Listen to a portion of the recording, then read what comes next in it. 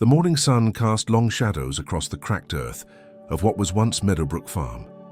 Sarah Mitchell stood at the edge of the property, her military boots crunching on dried leaves as she surveyed the devastation before her. 3 tours in Afghanistan had prepared her for many things, but nothing could have readied her for this moment. The farm that had been in her family for 4 generations lay in ruins, its fields barren, its buildings sagging under the weight of neglect and debt. Her grandmother's funeral had been just 2 weeks ago. Margaret Mitchell, the iron-willed woman who had raised Sarah after her parents died in a car accident, had fought to keep this land until her final breath. Now at 28, Sarah found herself the reluctant heir to a legacy of failure. The bank notices stuffed in her grandmother's kitchen drawer painted a grim picture. Foreclosure proceedings would begin in 60 days unless she could pay the outstanding debt of $200,000. Sarah's German Shepherd, Rex, padded silently beside her. The dog had been her constant companion since her discharge from the army 6 months ago, helping her navigate the invisible wounds that military service had left behind. Rex's presence was more than comfort. He was her anchor to reality when the nightmares came, when the sounds of everyday life triggered memories she'd rather forget. The farmhouse stood before them, its white paint peeling like old scabs, shutters hanging at odd angles. Sarah pushed open the front door, and the musty smell of abandonment hit her immediately. Dust motes danced in the afternoon light, streaming through grimy windows. This place had once been filled with laughter, with the sounds of family dinners and holiday celebrations. Now it felt like a tomb. Rex immediately began sniffing around the living room, his behavior more alert than usual. Sarah watched him with growing curiosity as he circled the old stone fireplace, whining softly and pawing at the hearth. She'd learned to trust Rex's instincts during their time together. His training as a military working dog had saved lives overseas, and his intuition had proven invaluable in civilian life as well. The first night in the farmhouse was brutal. Sarah lay on an air mattress in her grandmother's old bedroom, staring at the ceiling as memories crashed over her like waves. The silence here was different from the silence of the desert, but it was equally oppressive. Every creak of the old house made her reach instinctively for a weapon that wasn't there. Rex sensed her distress and pressed his warm body against hers, his steady breathing helping to slow her racing heart. Morning brought no relief, only harsh reality. Sarah spent the day going through her grandmother's papers, trying to understand how things had gotten so bad. Margaret had been proud, too proud to ask for help even when the farm began failing. The medical bills from her final illness had drained what little savings remained. Neighbors had offered to buy the land, but Margaret had refused every offer. Determined to keep the family legacy intact, Sarah found herself in the kitchen, staring at a faded photograph of her great-great-grandfather breaking ground on this very land in 1892. 4 generations of Mitchells had worked this soil, had built their lives here. The weight of that history pressed down on her shoulders like a physical burden. How could she be the one to let it all slip away? Rex's sudden barking from the basement interrupted her brooding. Sarah grabbed a flashlight and descended the creaking wooden stairs, following the sound of her dog's increasingly agitated calls. The basement was a maze of storage boxes and old farm equipment, but Rex was focused on something specific. He stood before a section of the stone foundation wall, his entire body tense with excitement. Sarah approached cautiously, running her hands along the stones where Rex was indicating. At first, she felt nothing unusual, but then her fingers found it, a slight depression in the mortar between 2 large stones. When she pressed against it, she heard a soft click, and a section of the wall swung inward on hidden hinges. Behind the secret panel lay a small chamber, barely large enough for a person to crouch inside. Sarah's flashlight beam revealed something that made her heart skip. Stacks of old documents, photographs, and what appeared to be ledgers dating back decades. But it was the manila envelope, marked with her name in her grandmother's handwriting, that made her hands tremble as she reached for it. Inside the envelope was a letter that would change everything she thought she knew about her family. Margaret's familiar script covered several pages, but the opening lines hit Sarah like a physical blow. "My dearest Sarah, if you are reading this, then the truth can no longer be hidden. Our family's legacy is built on a lie, and the farm's financial troubles are not what they appear to be." The letter went on to reveal that the Mitchell family had been secretly wealthy for generations. But that wealth came with a terrible price. Sarah's great-grandfather had discovered something on the property in 1923, something valuable enough to ensure the family's prosperity, but dangerous enough to require absolute secrecy. The farm's apparent poverty was an elaborate facade, designed to protect them from those who would kill to possess what they had found. Sarah's hands shook as she read about hidden bank accounts, safety deposit boxes, and a network of trusted allies who had helped maintain the deception for nearly a century. But the letter also contained a warning. There were others who knew the truth, others who had been watching and waiting for the right moment to claim what they believed was rightfully theirs. As Sarah absorbed this revelation, Rex began growling low in his throat. His ears were pricked forward, his body rigid with alertness. Sarah clicked off her flashlight and listened intently. Above them, she could hear the unmistakable sound of footsteps moving through the house. Someone was inside, someone who had entered without making a sound. Sarah's military training kicked in immediately. She carefully gathered the most important documents from the hidden chamber, stuffing them into her jacket. Rex remained perfectly still beside her, awaiting her command. The footsteps above were methodical, searching, as if the intruder knew exactly what they were looking for. Moving with practiced silence, Sarah crept up the basement stairs with Rex at her side. Through the crack under the door, she could see a thin line of light moving back and forth across the kitchen floor. Someone was using a flashlight, searching through her grandmother's belongings with systematic precision. Sarah's mind raced through her options. She was outnumbered and potentially outgunned, but she had advantages: knowledge of the house's layout, a highly trained military dog, and the element of surprise. More importantly, she now knew that whatever was happening here was about much more than a failing farm. The intruder moved into the living room, and Sarah seized her opportunity. She eased the basement door open and slipped into the kitchen, Rex moving like a shadow beside her. Through the doorway, she could see a figure in dark clothing methodically searching through the old desk, where her grandmother had kept her papers. Sarah's phone was upstairs in the bedroom, too far away to be useful. The landline in the kitchen had been disconnected years ago. She was on her own, just like she'd been in those final moments in Kandahar when everything went wrong and her unit was pinned down by enemy fire. But this time, she wasn't fighting for her country or her fellow soldiers. This time, she was fighting for the truth about her own family. The sound of splintering wood from upstairs told her there were at least 2 intruders, possibly more. They were tearing the house apart, looking for something specific. Sarah realized with growing certainty that they were after the same thing she had just discovered, the secret that her grandmother had died protecting. Rex's training made him the perfect partner for what came next. With a series of hand signals, Sarah directed him to circle around to the front of the house while she moved toward the back door. If she could get outside, she could use the darkness and her knowledge of the property to her advantage.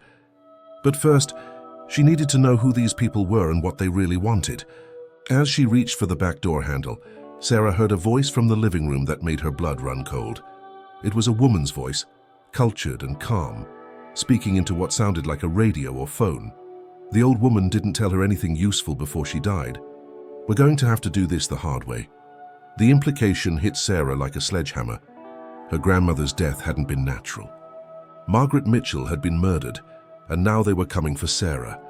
The secret that had protected her family for generations had finally caught up with them, and Sarah was the last person standing between the truth and those who would kill to possess it. The back door creaked as Sarah opened it, and she froze as the conversation in the living room stopped abruptly. Heavy footsteps moved quickly toward the kitchen, and Sarah knew her time was up. She whistled softly for Rex and bolted into the darkness, her military training taking over as she moved with purpose toward the old barn where she might find better cover. Behind her, the farmhouse erupted in activity as her pursuers realized their quarry had escaped. Flashlight beams cut through the darkness, searching for any sign of movement. Sarah pressed herself against the barn wall, her heart pounding as she tried to process everything that had happened in the last hour.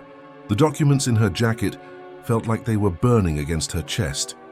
Whatever her family had been hiding, it was worth killing for. And now Sarah was the only one left who knew the truth. As Rex materialized silently beside her, she realized that her war wasn't over after all. It had just begun, And this time, the battlefield was the land her family had called home for over a century. The night air carried the sound of car doors slamming and engines starting. Her pursuers were regrouping, probably calling for reinforcements. Sarah knew she had maybe an hour before they returned with more people and better equipment. She needed to get off the property and find somewhere safe to examine the documents properly. But as she prepared to move, Rex suddenly tensed beside her. His attention focused on something in the distance. Following his gaze, Sarah saw lights approaching from the main road. Not the harsh beams of her pursuers' flashlights, but the steady glow of headlights. Someone else was coming to the farm, and Sarah had no way of knowing if they were friend or foe. The weight of her family's secret pressed down on her as she crouched in the darkness, waiting to see who would emerge from the approaching vehicle. Everything she thought she knew about her life, her family, and her inheritance had been shattered in the space of a few hours. Now she was alone with a dog and a collection of documents that people were willing to kill for, facing an enemy she didn't understand and couldn't identify. But Sarah Mitchell was a soldier, and soldiers didn't give up. Whatever her grandmother had died protecting, whatever secret had been hidden in the walls of this old farmhouse, Sarah was going to uncover the truth. She owed that much to Margaret's memory, to the generations of Mitchells who had sacrificed to keep this secret safe. As the headlights grew closer, Sarah made a silent promise to herself and to the dog pressed against her side. She would survive this night, she would decode the mystery her grandmother had left behind, and she would make sure that Margaret Mitchell's death would not be in vain. The farm might be broken, but the Mitchell family legacy was far from over.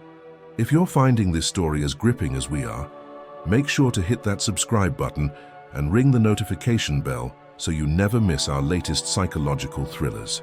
Drop a comment below and let us know what you think Sarah discovered in those documents. And don't forget to smash that like button to help us bring you more incredible stories like this one. The approaching vehicle slowed as it reached the farm's entrance, its headlights sweeping across the overgrown driveway before coming to a stop near the mailbox. Sarah held her breath as a single figure emerged from what appeared to be an old pickup truck. The person moved with deliberate caution, clearly aware that something was wrong at the property. Rex remained perfectly still beside her, but Sarah could feel the tension in his muscles. The dog's training told him to wait for her command, but his instincts were screaming that danger was everywhere. Sarah watched as the newcomer approached the farmhouse, moving with a gait that seemed familiar even in the darkness. When the figure stepped into the pale moonlight, Sarah's heart nearly stopped. It was Thomas Brennan, her grandmother's neighbor and the closest thing to family Sarah had left. Thomas had been Margaret's friend for over 40 years, helping with the farm work when her health began to decline. If anyone could be trusted with the truth, it would be him. Sarah whistled softly, the same signal she'd used to call Rex during their military service. Thomas froze at the sound, then turned slowly toward the barn. "Sarah," he called quietly. "Sarah, if that's you, we need to talk. Your grandmother made me promise to watch over you if anything happened to her." Against every instinct screaming at her to remain hidden, Sarah stepped out of the shadows. Thomas's weathered face showed relief, mixed with deep concern as she approached. "Thank God you're alive," he whispered. "And I saw the lights from my place and knew something was wrong. Margaret told me this day might come." "You knew?" Sarah's voice was barely audible, but the accusation in it was clear. "You knew about the secret, about what really happened to her." Thomas nodded grimly. "Your grandmother and I have been preparing for this for years. She didn't die of natural causes, Sarah. They made it look like her heart gave out, but Margaret was stronger than any of us. She was murdered because she refused to tell them where it was hidden." The confirmation of her worst fears hit Sarah like a physical blow. Margaret Mitchell, the woman who had raised her with unwavering love and strength, had been killed by the same people who were now hunting Sarah. The weight of that knowledge threatened to crush her. But her military training kicked in, forcing her to focus on survival rather than grief. "Curse, what exactly are they looking for?" Sarah pulled the documents from her jacket. "I found these in a hidden chamber in the basement, along with a letter from grandmother. She wrote about some kind of discovery that our family has been protecting for generations." Thomas's eyes widened as he saw the papers. "Not here," he said urgently. "And my truck is clean, but we can't stay on this property. They'll be back with more people, and next time they won't be so careful about keeping you alive." As they hurried toward Thomas's pickup, He explained what Margaret had told him over the years. In 1923, Sarah's great-grandfather had been digging a new well when he struck something that changed everything. It wasn't water he found, but a natural cave system that contained something extraordinary, a massive deposit of rare earth minerals that wouldn't be fully understood or valued until decades later. Your great-grandfather was smart enough to realize that if word got out, the government would seize the land under eminent domain, or worse, private interests would find ways to take it from the family. Thomas explained as they drove through the dark countryside. So he sealed up the cave, filed false geological surveys, and made sure the farm appeared to be struggling financially. The deception had worked for nearly a century. The Mitchell family had quietly extracted small amounts of the valuable minerals, selling them through carefully established networks and investing the profits in accounts spread across multiple banks and countries. To the outside world, they were simple farmers barely making ends meet. In reality, they were sitting on one of the largest undiscovered rare earth deposits in North America. But how did these people find out? Sarah asked, her mind racing to process the implications of what she was learning. Thomas's expression darkened. Actually, your grandmother suspected there was a leak somewhere in the network. Someone who had been trusted with part of the secret decided that a century of careful stewardship was enough. They wanted to cash in, and they didn't care who got hurt in the process. They drove to Thomas's farmhouse, a modest structure that belied the sophisticated security system Sarah noticed as they approached. Motion sensors, cameras, and what appeared to be reinforced doors and windows suggested that Thomas had been preparing for this confrontation for some time. Inside, Thomas led Sarah to a study lined with filing cabinets and maps. On the desk sat a computer system that looked far more advanced than anything a simple farmer would need. Margaret and I have been documenting everything for years, he explained. Every person who knew about the deposit, every transaction, every contact in the network. We knew that eventually someone would try to take what your family has protected. Sarah spread her grandmother's documents across the desk, and Thomas helped her piece together the full picture. The rare earth deposit beneath Meadowbrook Farm was worth an estimated $800 million at current market prices. More importantly, the specific combination of minerals found there was crucial for manufacturing advanced electronics and military equipment. The people who killed your grandmother aren't just treasure hunters, Thomas explained. First, they represent a consortium of international interests who have been trying to corner the market on these materials. If they control this deposit, they can manipulate prices and supply chains for critical technologies. As Sarah absorbed this information, Rex suddenly raised his head from where he'd been resting by the fireplace. His ears were pricked forward, and a low growl rumbled in his throat. Thomas immediately moved to a bank of monitors, showing feeds from his security cameras. "We've got company," he said grimly. 3 vehicles moving without lights. They found us faster than I expected. Sarah's military training took over as she assessed their situation. Thomas's farmhouse was defensible, but they were outnumbered and outgunned. More importantly, staying to fight would only delay the inevitable. They needed to get the evidence to someone who could act on it, someone with the authority to stop the people responsible for Margaret's murder. "Is there another way out of here?" Sarah asked, already moving toward the back of the house. Thomas nodded, leading her to what appeared to be a pantry. Behind the shelves was another hidden door, this one opening onto a tunnel that led to a storm shelter nearly 200 yards from the house.